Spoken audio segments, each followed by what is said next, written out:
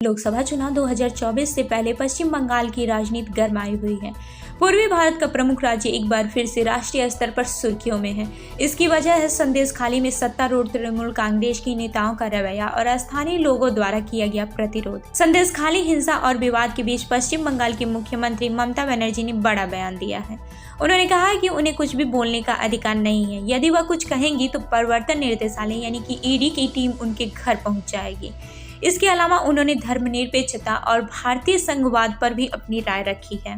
पश्चिम बंगाल की मुख्यमंत्री ममता बनर्जी ने कहा कि यदि कोई यह कहता है कि धर्मनिरपेक्षता पूरी चीज है या लोकतंत्र खतरनाक है तो वह इसे स्वीकार नहीं कर सकती हैं।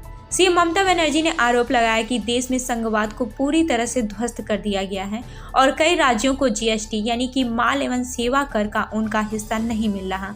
उन्होंने कहा कि अगर कोई कहता है कि धर्मनिरपेक्षता बुरी चीज है, समानता की कल्पना नहीं की जा सकती, लोकतंत्र खतरनाक है और संघीय ढांचा विनाशकारी है तो हम इसे स्वीकार नहीं कर सकते।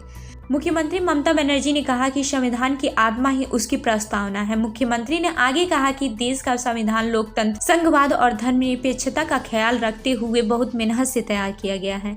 बनर्जी ने आगे कहा कि मौलिक अधिकारों और देश की संप्रभुता के बीच संतुलन को नुकसान नहीं पहुंचना चाहिए। ममता बनर्जी ने एक कार्यक्रम में शिरकत करते हुए कहा कि अगर संविधान केवल एजेंसी द्वारा एजेंसी के लिए और एजेंसी द्वारा चलाया जाएगा तो हम इसे स्वीकार नहीं कर सकते।